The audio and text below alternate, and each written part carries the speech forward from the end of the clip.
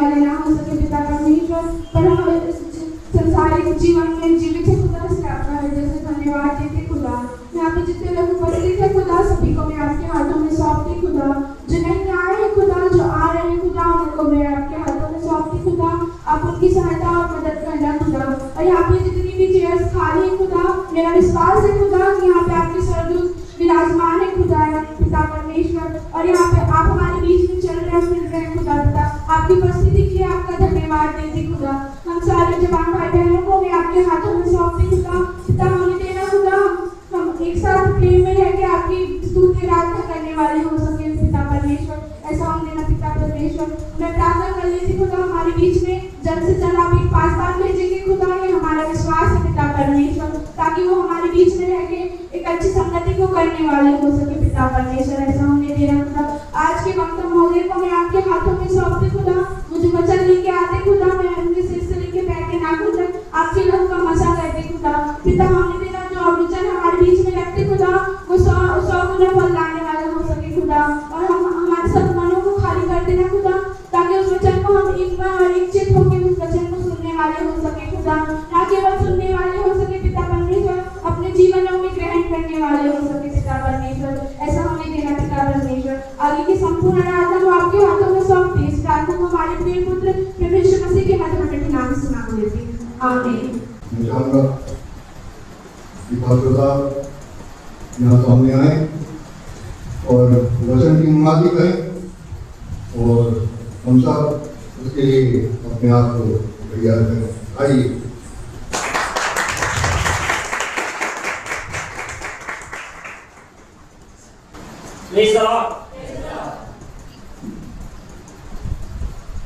बहुत देरी आवाज है आप लोगों की, थोड़ा सा जोर से बोलेंगे क्योंकि आप लोग खुश हैं या आनंदित हैं? आनंदित है तो दिल से आवाज निकलना चाहिए ना, एक बार जोर से प्रेज द लॉर्ड। मेरा नाम पास्टर बॉर्डर सैमुअल है और वर्तमान स्थिति में मैं दिलगांव कलीसिया में प्रभु की सेवा को वहाँ की कलीसिया सदस्यों के बीच में दे रहा हूँ। मैं सर्वप्रथम तो धन्यवाद देता हूँ परमेश्वर पिता का, जिन्होंने मुझे इस काबिल और योग्य समझा कि मैं आप लोगों के बीच में उपस्थित हो सकूं और परमेश्वर का, यहोवा परमेश्वर का जीवित वचन सच्चाई और ईमानदारी से आपको बता सकूं। मैं धन्यवाद देता हूं डीएस अकबर दास सर का, जिन्होंने मुझे चुना कि मैं आप लोगों के बीच में आ सकूं। मैं उनका भी धन्यवाद देता हूं, स्थानीय कलीसिया सदस्यों का और लोकल प्रीचरों का भी मैं धन्यवाद देता हूं, जिन्होंने यहाँ तक मुझे पहुँचने में मदद और सहायता करी।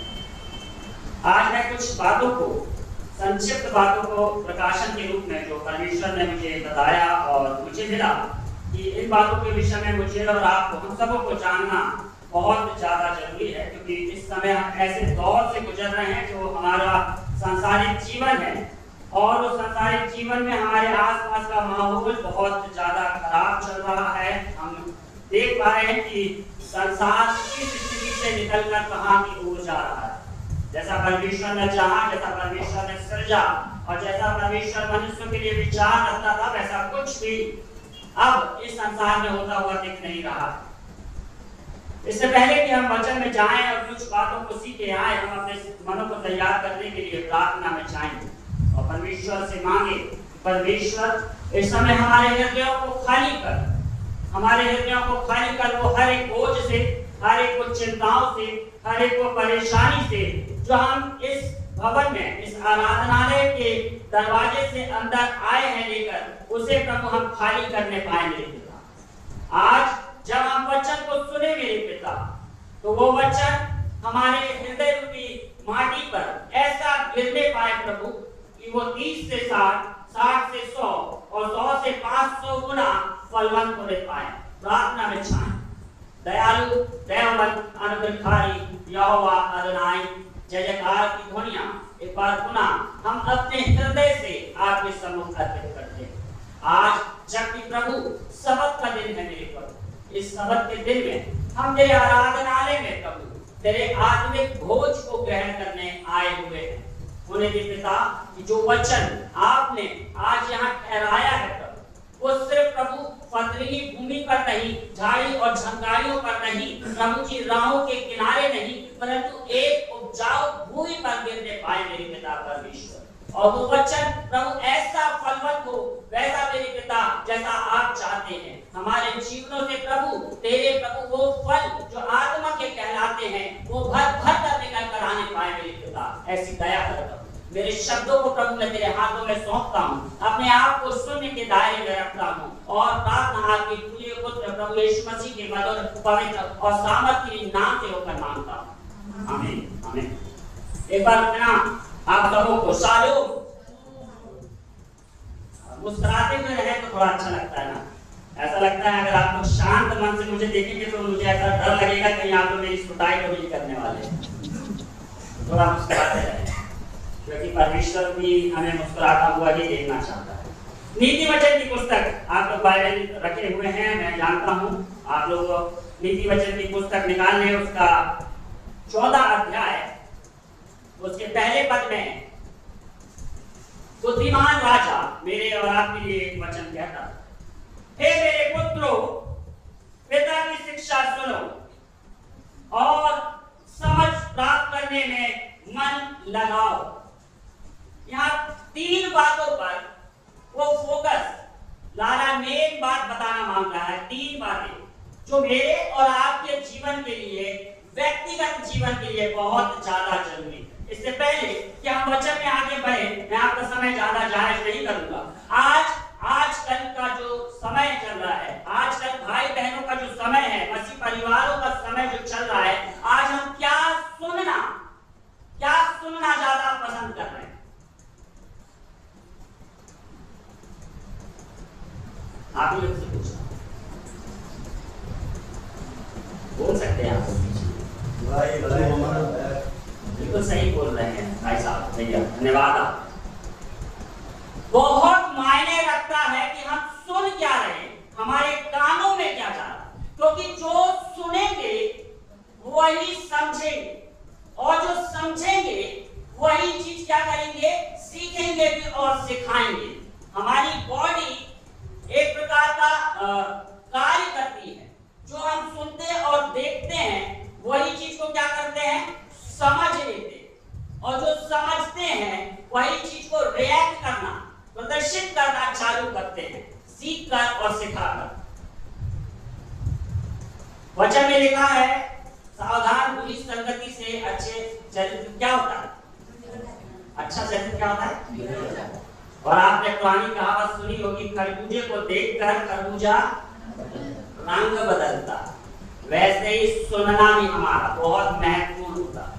ये जो बात मैं आपको बता रहा हूं, इस पे बाइबल के लेखक कुछ और बताना मांग रहे हैं, सुनना, सीखना और समझना।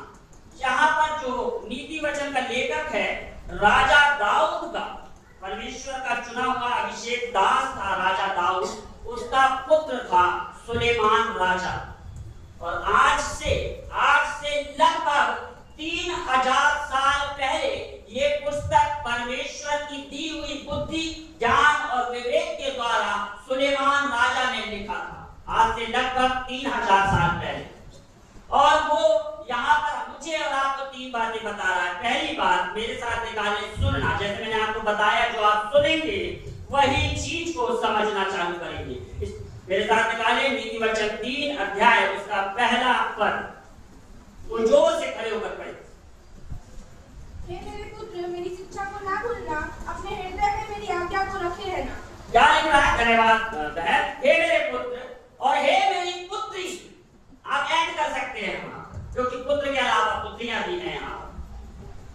मेरी शिक्षा को क्या ना करना, और अपने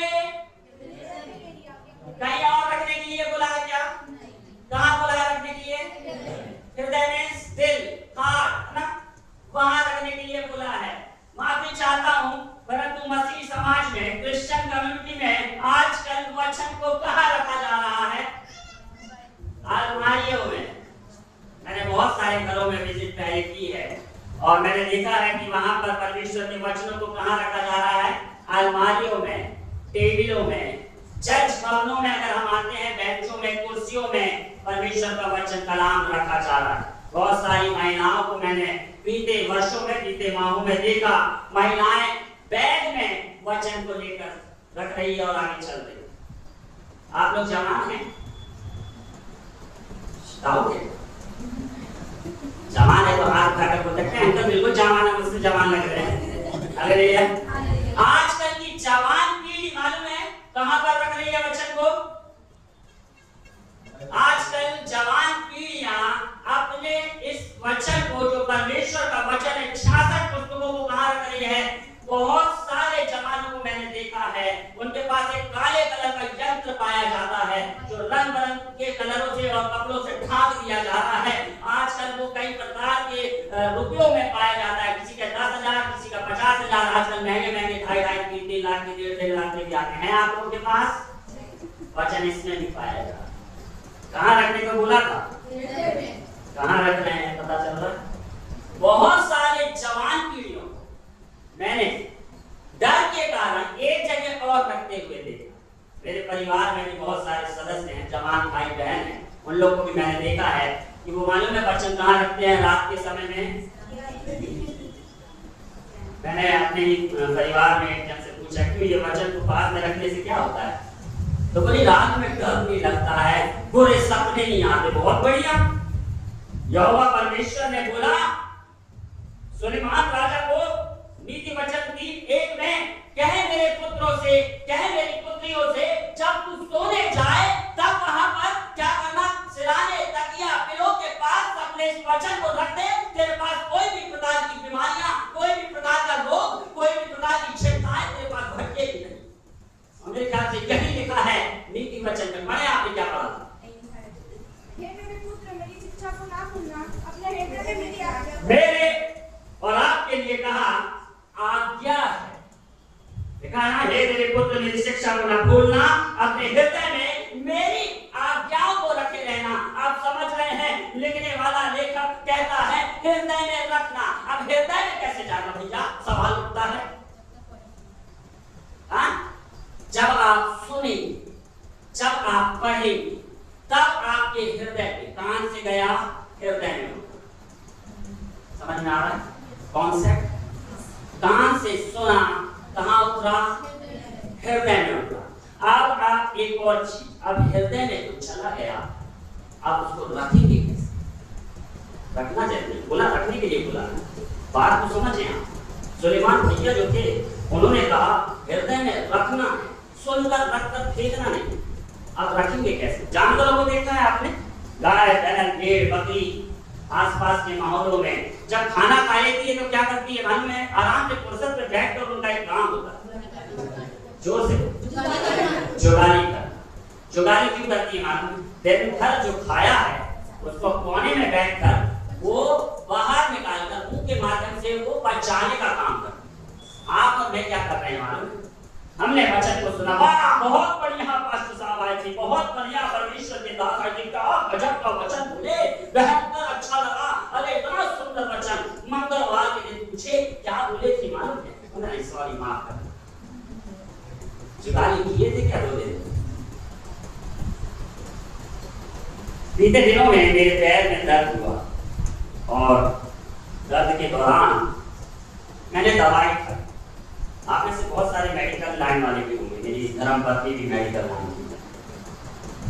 मुझे दर्द हुआ और दर्द, पैर का दर्द हो रहा था, ध्यान से सुनिए, पैर का दर्द हो रहा था और मैंने पैर के दर्द की दवाई खाई।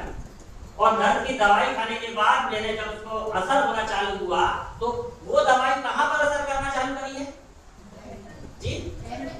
कहाँ पर? पैर में। जिस चीज की दवाई खाऊंगा या आप खाएंगे, पेट में दर्द हो रहा तो पेट में असर करेगी, सर में दर्द हो रहा तो सर में असर करेगी। कोई प्रकार की बीमारी का दवाई खा रहे हो तो उसी जगह जाकर वो क्या करेगी? असर करेगी। ऐसा तो नहीं कि सर की दवाई खाया था पीठ का दर्द खाया। हो सकता है क्या? नहीं हो सकता। यहाँ पर पर्टिकुलर दवाई मेडिसिन जिस चीज के लिए खाई जा रही है वहीं जाकर असर करेगी, परंतु बाइबल थोड़ा अलग चलती है ना। आपने वचन में सुना, सुनने के बाद हृदय में रखा, हृदय में रखने के बाद आपने उसको जुबानी करना चालू किए, स्मरण रखना चालू करें, आप दो फायदे होना चालू किए। पहली बात, आयु बढ़ी, निकाले दूसरा राजा 20वां अध्याय 6वां पद। यहाँ पर एक यहूदा के राजा के बारे में बताया है। लंबा होगा तो माफी चाहता हूँ, परंतु आप लोग इतने इंटरेस्ट से सुन रहे हैं, बहुत मजा आ रहा है मुझे भी बोलने में। यहूदा का राजा दूसरा राजा 20वां अध्याय। कोई पुरुष वर्ग जोर ऊंची बुलंद आवाज में पढ़ेगा 20वां अध्याय 6वां पद।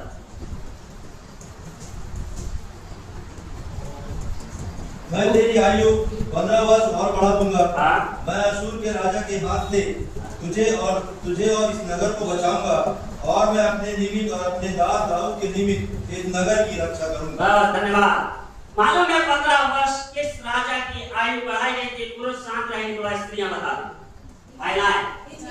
हिजकिय्याह राजा की कैसा था मालूम है?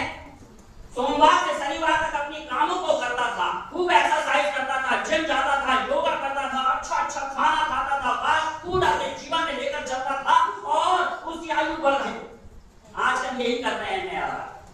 हम सोचते हैं जिम जाएंगे, 5,000 की फीस जमा कर दे, 20,000 वाला जिम ज्वाइन कर ले, पैकेज ले ले। अरे यहाँ पर तो टीवी पे योगा चलता है, योगा करेंगे आयु बढ़ेगी। अच्छा खाना खाएंगे, मटन चिकन और दूसरे प्रकार की चीजें आती है, उनको भी खाएंगे, हमारी आयु बढ़ेगी। अच्छा व्यायाम करेंगे, आयु बढ़ जाएगी। बिल्कुल गलत बात है। अगर ऐसी धारणा लेकर चल रहे हैं तो अपनी धारणा को खत्म कर दे। आप यहाँ से निकलने से पहले किसी भी प्रकार के व्यायाम करने से, एक्सरसाइज करने से आयु नहीं बढ़ेगी।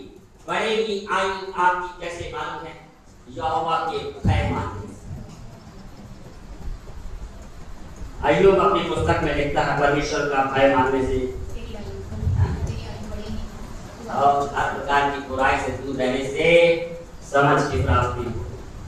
दूसरी बात, पहली आयु बढ़ेगी। दूसरी बात, आप कुशल से रहेंगे। I mean, आप सुख से रहेंगे, कुशल से रहेंगे, सुख से रहेंगे। मैं और आप आजकल सुख बहुत ढूंढने की कोशिश कर रहे हैं। किसी के पास क्या सुख? अगर होंगे तो प्लीज मुझे भी दीजिए। आप में से, मुझ में से, हमारे परिवार में से बहुत सारे लोगों के पास धन है, दौलत है, अच्छा रुतबा है, मोबाइल है, महंगे गाड़ियां हैं, अच्छा घोड़ा है, अच्छे प्रकार के आपके पास बैंक बैलेंस है, सब कुछ है, सारी सुख सुविधाएं हैं जीवन शैली को निर्भर करने के लिए। बहुत से लोग यहाँ बैठे होंगे कि अपन साल भर कमाएंगे भी नहीं तो भी चैन से खाएंगे। ऐसा है क्या? आपके पास सुख नहीं मिलेगा। बड़े बड़े बिल्डरों के पास, बड़े बड़े रईसों के पास आप देखना टाइम नहीं है, समय नहीं है, सुख नहीं है। आप उनमें से किसी के पास सारी चीजें तो देख पा रहे हैं, सुख नहीं है। दूसरी चीज, अगर आप वचन में रहते हैं और अपने हृदय में रख रहे हैं, पहली चीज आपकी आयु बढ़ी, दूसरी चीज सुख बढ़ेगा आपका। निकाले नीति वचन की पुस्तक, उसका पहला अध्याय और उसका 33वां पद पढ़ेगा। नीति वचन 1:33। क्या लिखा है? पहली लाइन, परंतु जो मेरी सुनेगा, आया सुनेगा, वो निडर बसा रहेगा। आगे, और बेखटके सुख से रहेगा। सुनना जरूरी। सुनोगे तो आप निडर बसे रहोगे। आपके पास कोई चिंताएं, समस्याएं, परेशानियां नहीं रहेगी। सुख से रहोगे। बीमारियां तो आएंगी परंतु ज्यादा आपके अंदर नहीं रह पाएंगी। तकलीफें तो आएंगी परंतु आपके अंदर नहीं रह पाएंगी। आप रोएंगे तो जरूर, परंतु कुप्पियों में बटोरने वाला कोई आम व्यक्ति नहीं हो। अब सुन तो लिया, सीखेंगे, अब सीखना है। दूसरी बात, यिर्मयाह 17:9।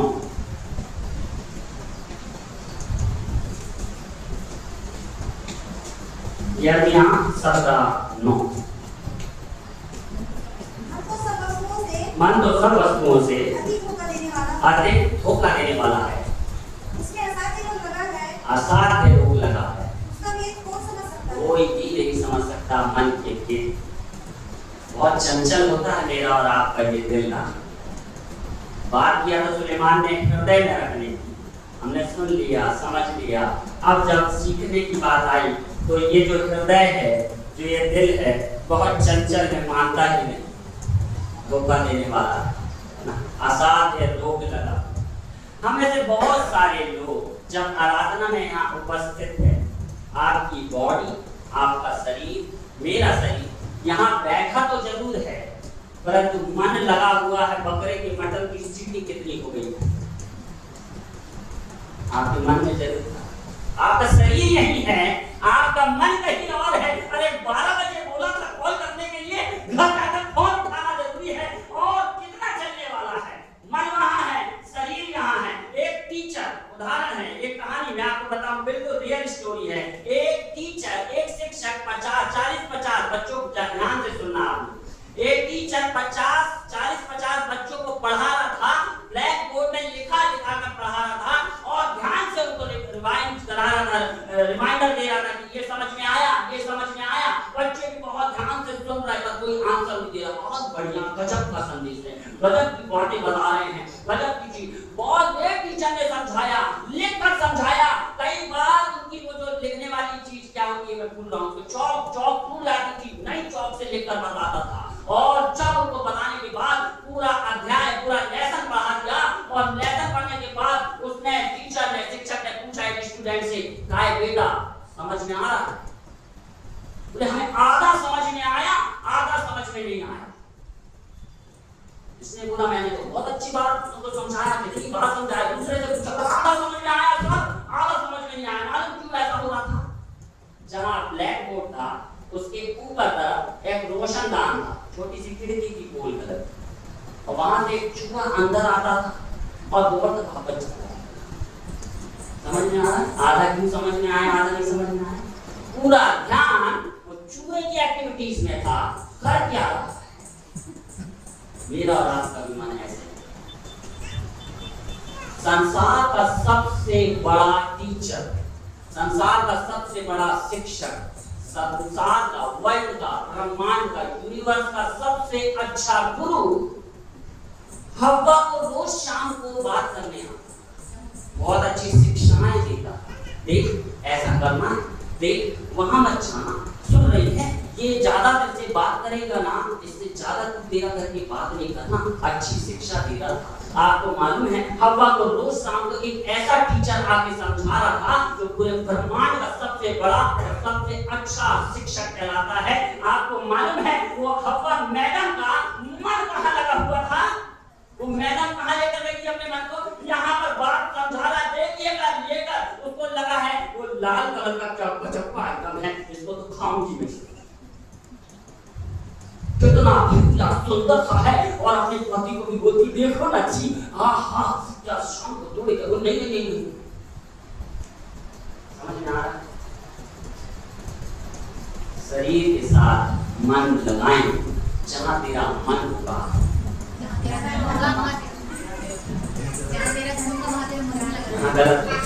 जहां तेरा मन होगा वहां तेरा शरीर होना चाहिए। जरूरत नहीं है बाइबल में,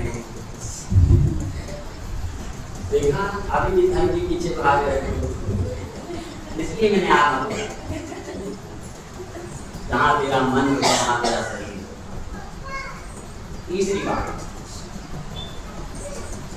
समझना जरूरी इसलिए है, नीति वचन 9:9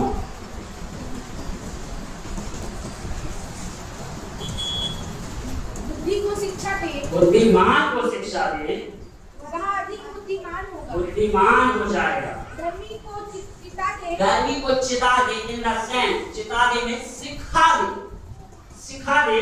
वह अपनी विद्या बढ़ाए। हम में से कितने लोग यहाँ बुद्धिमान बैठे हैं? हाथ उठा लेंगे।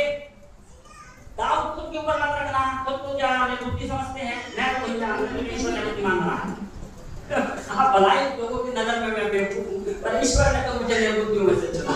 बुद्धिमान है, क्या लिखने वाले ने? बुद्धिमान को शिक्षा दे, वह अधिक बुद्धिमान होगा। और धर्मी को, धर्मी कोई बैठा तो नहीं है, बोला लग जाएगा। हाँ, धर्मी को सिखा दे, वह अपनी क्या करेगा? धर्मी है, धर्मी है तो मैं सिखाने ही आया, सीख जाए। हालेलुया। तीसरी और अंतिम बात समझाना, नीति वचन 3:5 महत्वपूर्ण पद है। बहुत लोगों के मन में डाउट रहता है, बहुत लोगों के मन में विचार रहते हैं, अरे ऐसा होगा, अरे ऐसा करूंगा, अरे मैं वैसा कर लूंगी, अरे 12वीं के बाद ये करना है, आज ये संडे है, आज घर में बकरी मंगाएं या बकरा मंगाएं या मच्छी मंगाएं। बहुत सारे लोगों के मन में रहता है। नीति वचन वाले ने डांटा है मुझे बीते दिनों, और बोला 3:5 वो भी समझ का सहारा बॉर्डर तू अपनी समझ का क्या ना करना, सहारा बिल्कुल नहीं लेना। आगे पूरे हृदय से, क्या लिखा है, पूर्ण लिखा है क्या? नहीं, मेरे में लिखा है 30% यूज करना, आधा मन से लिखा है, अच्छे से पढ़िए, गलत लिखा होगा शायद आपने। 75 है कि 100? संपूर्ण मन से क्या करना, कितना रख रहे हैं भाई आजकल? संडे के दिन 1.5 घंटा बस भरोसा रखेंगे, बाकी तो हम अपने जीवन को नहीं चला रहे हैं। 2 प्रकार की समझ होती है, याद रखिए, 2 प्रकार की समझ होती है। एक समझ जो परमेश्वर से मुझे और आपको प्राप्त, परमेश्वर के भय मानने से समझ की प्राप्ति होती है। बुद्धि की प्राप्ति मतलब समझ आती है, समझ की प्राप्ति। दूसरी समझ होती है बुद्धि, मेरे और आपके जैसे बुद्धिमान लोगों की, जो खुद की बुद्धि का सहारा लेना चाहते हैं। ऐसे ही कुछ किरदार बाइबल में हैं जिन्होंने खुद की बुद्धि का सहारा ले लिया था। मेरे और आपके जैसे कुछ इंसान लोग हैं। पहली बाइबल की पहली पुस्तक जेनेसिस, उत्पत्ति की पुस्तक में 11वां अध्याय पढ़े नहीं, आपको याद नहीं तो बोल सकते।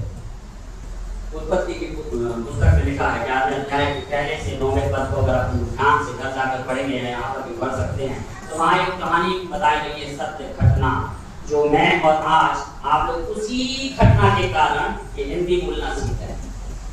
वहाँ पर मेरे और आपके जैसे बुद्धिमान लोग एक बहुत बड़ी बिल्डिंग बना रहे थे यहोवा की समझ के द्वारा। किसकी समझ के द्वारा? खुद की बुद्धि लगाई गई थी वहाँ पर। और लोग बिल्डिंग बनाएंगे, खूब अच्छी मीनार बनाएंगे, लाओ ईटा, लाओ लोहा, लाओ सीमेंट, लाओ गुड़, इसमें जोड़ो और ऊंचा और ऊंचा और ऊंचा बनाते चलो। अपनी बुद्धि लगा रहे थे। परमेश्वर ने देखा गड़बड़ी चल रही है, आया उधर के दूतों के साथ और क्या करा, एक ही भाषा बोल रहे हैं, चलो इनकी लैंग्वेज में गड़बड़ी डाल देता हूं। अपनी समझ का सहारा लेना, नीति वचन का लिखने वाला क्या कह रहा है? तू अपनी समझ का सहारा सोमवार से शनिवार तक लेना और इतवार के दिन मात्र मेरे लिए 2 घंटा यूज करना यहोवा की समझ का।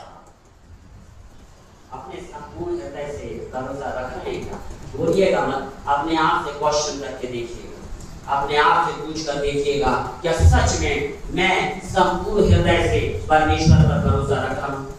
एक भरोसा, एक समझ जो मनुष्य को उत्पत्ति की पुस्तक में मैंने बताया, मीनार बनाने में अपनी समझ का सहारा ले रहे थे। एक और इंसान है जिसने खुद की समझ का सहारा नहीं लिया, उसने परमेश्वर की समझ का, परमेश्वर की बुद्धि का, परमेश्वर के ज्ञान का सहारा लिया। कौन था मालूम है आपको? विश्वास के कारण एक व्यक्ति धर्मी ठहराया गया जी, अब्राहम। उसके पुत्र का नाम, हम अपनी प्रार्थनाओं में निरंतर इन 3 व्यक्तियों के नाम लेते हैं, अब्राहम, इसहाक और याकूब का परमेश्वर। उत्पत्ति 26 अध्याय और वहाँ के 1 से 12 पद में 12वां पद तक पढ़ेंगे। इस कहानी को आप पढ़ेंगे तो आपको समझ में आएगा आगे वहाँ पर क्या घटना घटी थी। 12वां पद पढ़ेंगे।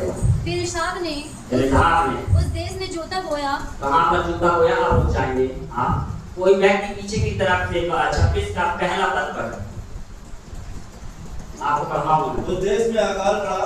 उस देश में क्या हुआ? अकाल पड़ा था। याद रखना थोड़ा सा। अब क्या आगे क्या लिखा वहां पर?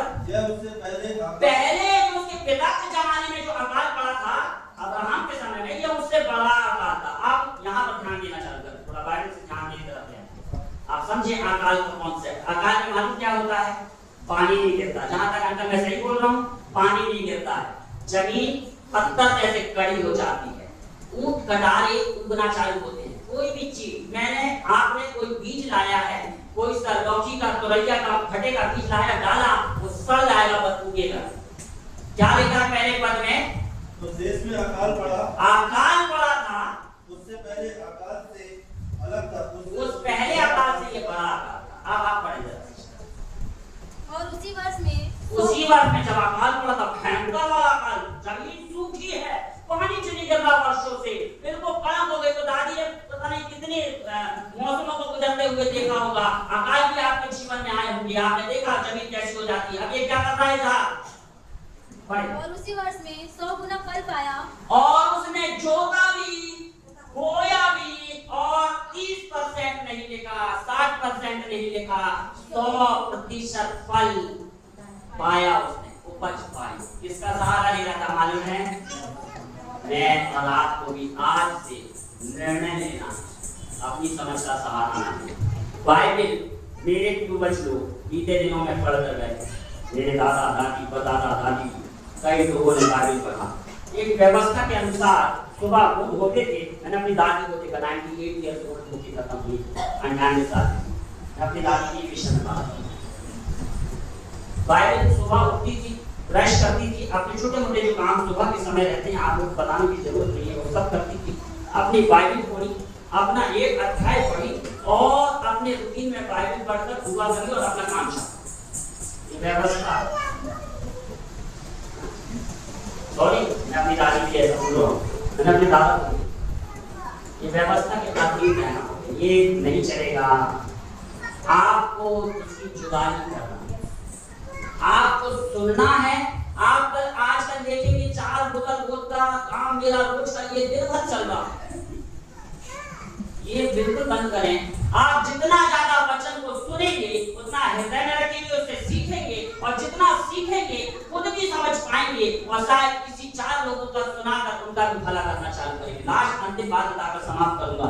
अगर आप सुन नहीं रहे हैं, सीख नहीं रहे हैं, समझ नहीं रहे हैं, नीति वचन में लिखने वाले की बातों को आप ज्ञान से और बुद्धि से अपने जीवन में अपना नहीं रहे हैं, तो एक बात परमेश्वर पिता मेरे और आपके लिए कह दे रहा है, याद रखिएगा। तुमको बोला था सुनने के लिए, तुमको बोला था सीखने के लिए और सीखने के बाद समझने के लिए भी बोला था, नहीं माने ना रे, नहीं समझे ना। सबोदेशक की पुस्तक 11वां अध्याय पढ़े जरा, उसका 9वां पद और 10 पद। हे जवान अपनी जवानी में आनंद कर। क्या लिखा है? हे जवान अपनी जवानी में क्या कर? आनंद कर। आनंद करे। मैंने शुरुआत में आपसे पूछा था, यहाँ पर सब लोग जवान है ना? आप लोगों ने हाथ उठाया था। हे जवान अपनी जवानी के दिनों में क्या कर? आनंद कर। और अपनी जवानी के दिनों में मगन रहे। मगन भी खूब रहे, खूब डिस्को जा, खूब मॉल जा, खूब पिज्जा जा, खूब पार्टी कर, खूब अपनी एंजॉय कर, पिकनिक में जा, अपनी मनमानी कर और अपनी आंखों की दृष्टि के जैसा तेरे को देखना चाह रहा है वैसा देख ले। अनुसार चल। वही बता रहा हूँ मैं। पर तुम याद रख कि इन सब बातों का जो तूने किया है, परमेश्वर तेरा न्याय करेगा। परमेश्वर तेरा न्याय करेगा।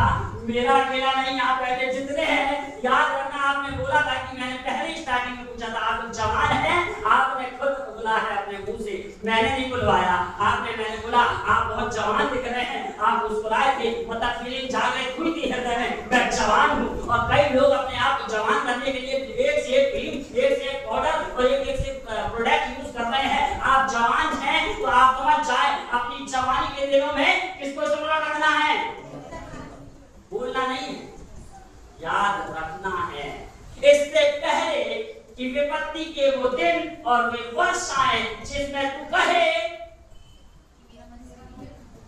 इसमें बोले, इसमें मिला मन लगाना चाहिए। परमेश्वर इन्हीं वचनों से आप सबों को आशीषित करें। आए अपने आंखों को बंद करें, छोटा कोरस गाएंगे और परमेश्वर को बोलेंगे, प्रभु आज अपने वचनों से मुझे सिखा, अपने वचनों से मुझे सुना, अपने वचनों से मुझे समझ दे, अपनी पवित्र आत्मा मेरे पास भेज, अपनी पवित्र आत्मा को मुझे भेज प्रभु, क्योंकि कोई एकमात्र ऐसी टीचर है जो मुझे सिखा सकती है, समझा सकती है। अपनी आंख को बंद कर